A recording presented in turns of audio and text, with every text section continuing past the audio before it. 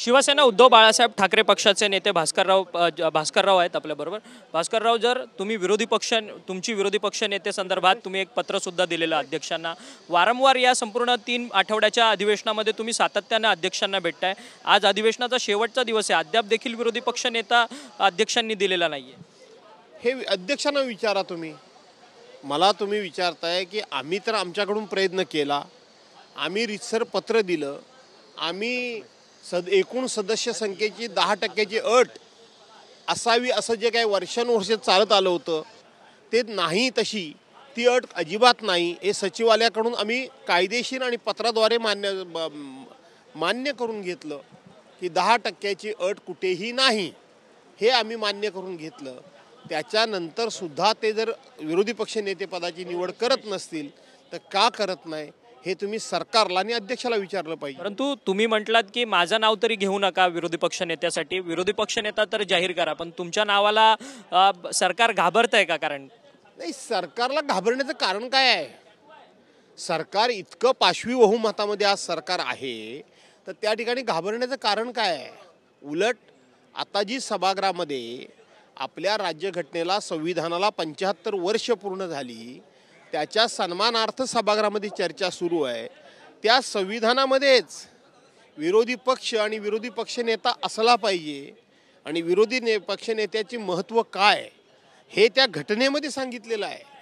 आणि त्याच घटनेमध्ये म्हटलेलं आहे की सरकारही काय आजन्म 30 निवडून येतात किंवा तेच असतात असं नाही, एकदा निवडून आल्यानंतर ते काय कायमस्वरूपी असतं असं नाही, तर ते 5 वर्ष असतं।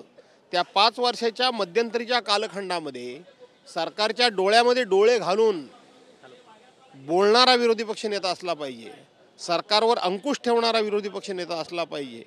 सरकारला कुठल्याही प्रकारचं पाशवी बहुमत मिळालं म्हणून सरकारनं त्या ठिकाणी नियम, कायदे, कानून किंवा एखाद्या उन्मत्त हत्तीसारखं, पिसाळलेल्या हत्तीसारखं काम करू नये। त्याच्यावर माहुताचं भूमिका अंकुश हातामध्ये घेऊन ठेवण्याचं काम विरोधी पक्ष नेत्यानं केलं पाहिजे, हे घटनेला अभिप्रेत आहे आणि म्हणून मी आग्रही मागणी केली। विधानसभा अध्यक्ष म्हणतात की 10% जागा विधानसभेमध्ये, अध्यक्ष असे कधी म्हणाले नाही। तुमच्या बुद्धिमत्तेची कीव करावीशी मला वाटते। परंतु सातत्यानं मी पुन्हा पुन्हा सांगतोय की त्यांनीच मला लेखी पत्र दिलंय 10%ची अट कुठेही नाही, आणि तुम्ही तोच प्रश्न विचारताय।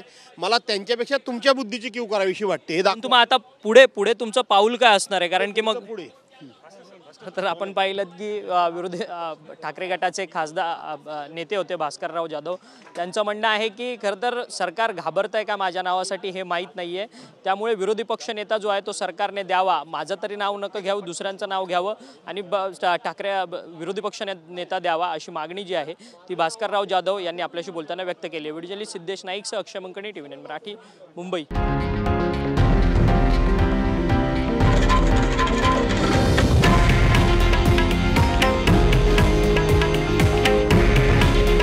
हे आहे देशातील नंबर 1 न्यूज नेटवर्क आणि आपण पाहत आहात TV9 मराठी। काळजी तुमची, हित महाराष्ट्राचं।